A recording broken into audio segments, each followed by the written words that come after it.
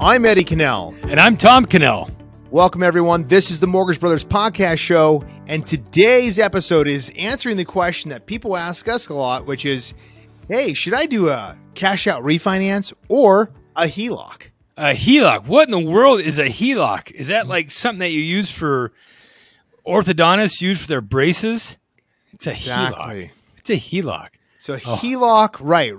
Everyone who's, if you've ever wondered, HELOC, it's a home equity line of credit.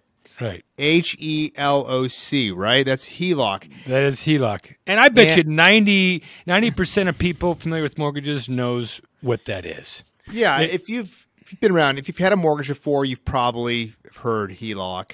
And if you don't, we've got a podcast, I'm sure, that talks about the HELOC and explains it. So right. I would just do your thing to search us to find that. But right now it's I'm not sure if we've actually done a podcast, particularly on the home equity line of credit, but all right, I feel like we have, but if we haven't, we need to. Okay. Yeah. Well, okay. We'll next put that one on the list. All right, so, but right now it's cash out refinance versus the HELOC. That's right. And a lot of times people, what they do is they're thinking, okay, I need some cash. That's the number one, right.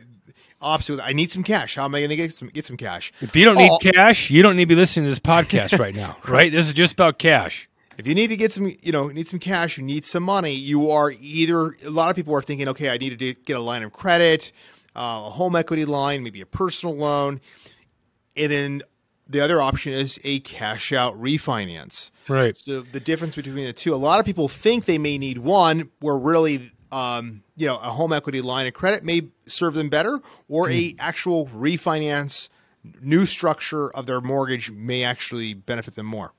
Okay, so let's just dive into a couple of potential scenarios, and in that way we can kind of build this little model that we're talking about. So scenario one is you have a house, you've been in the house for 5 years, and you need to update plumbing. You want to get a new Jack and Jill bathroom, or you want to update the master bathroom. You need $30,000. Okay, you got some equity in your home. You've had a home loan since the day you bought the house. Again, 5 years old. Do you get a HELOC, or do you do a cash out refi to build those bathrooms? I literally have, and I know you probably do too, that we've got at least 2 files in the system right now with this scenario. Oh yeah. So that would be one scenario. What would be another scenario that we can go over? I've got one actually. You want to buy 20 acres. You want to buy 20 acres in Idaho. Your grandpa's selling part of his farm, and you want to buy 20 acres, and it costs $80,000. What do you do? You get a HELOC, or do you do a cash out refi? Right. I have someone who's building a pool, and pools are expensive nowadays, right? The average pool seems to be like $50,000 or maybe even more, and it doesn't give you much of a pool, but it needs a pool, and he's actually getting the home equity line of credit, and there's actually a reason why he's doing that, and then we're going to refinance him in the near future.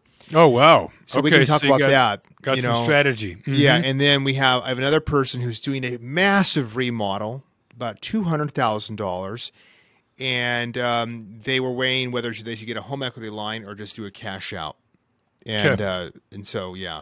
Okay. Well, let's talk about the scenario that you just brought up. That massive need for cash. 200,000, you said? Yeah, it was 200,000. Now the home has a lot of equity. They have a very low mortgage. It's about $150,000 mortgage right now. Their home is worth about $600,000. Mm-hmm. When they are done doing the remodel, the house will probably be worth $900,000 to $1 million. Now, so the idea, he was wondering, should I just get an equity line and do it? I said you could. You absolutely could, but then you would have a large equity line, right? He'd have his $150,000 first mortgage and then a $200,000 equity line. Mm-hmm. The cash out for his situation, just redoing the conventional loan into using a cash out refinance made a ton of sense. He gets to have a really low rate, fixed for 30 years. He gets the cash, and then he can do the remodeling, and he never has to refinance. He never has to refinance, right? He's getting the money to do all the remodeling. He's good to go. So for him, that scenario worked out really well to do a cash out refinance. Okay. How about your pool? So the guy with the pool, he doesn't have much equity in the home. Okay, he has maybe around 20% equity in the home. Well, cash out refinances are limited to 80% loan to value, which means a bank wants to make sure you keep 20% equity in the home. So he couldn't access any more equity. He's like, I want a pool.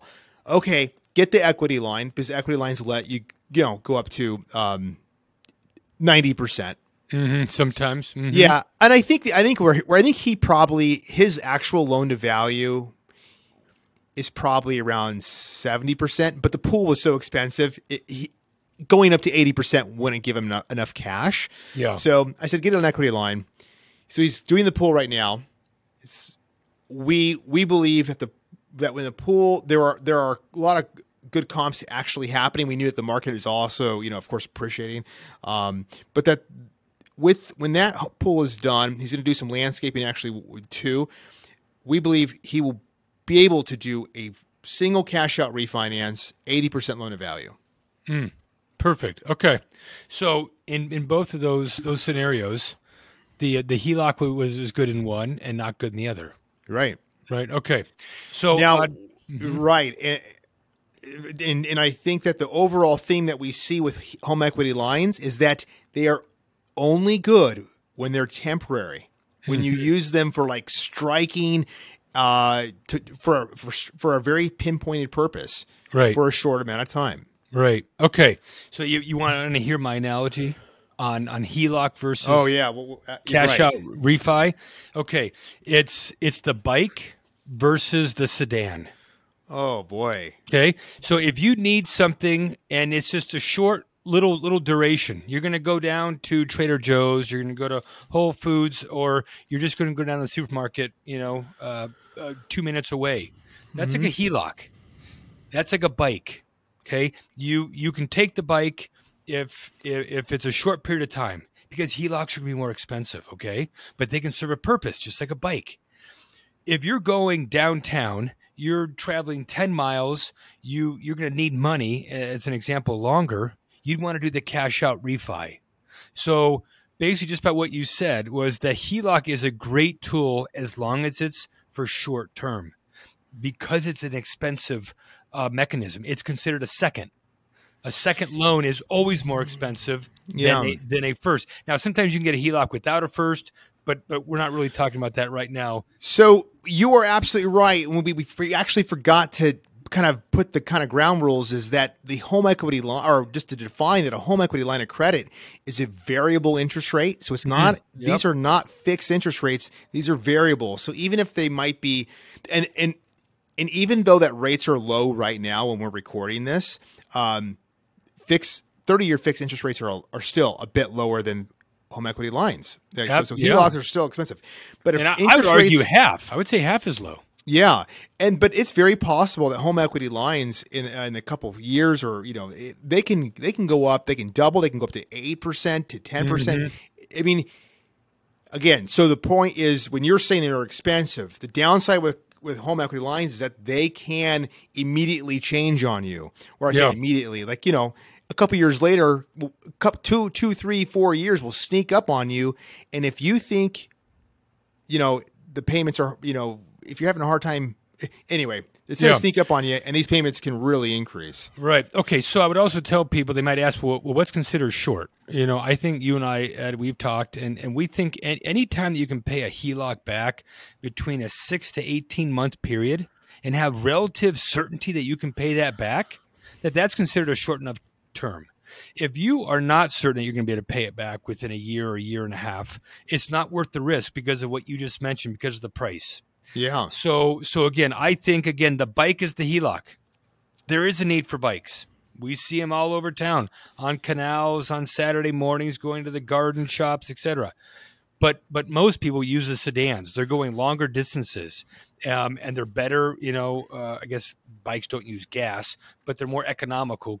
To go 20 miles. Yeah, and part of the economical feature of a home equity line is a lot of times a home equity line is free.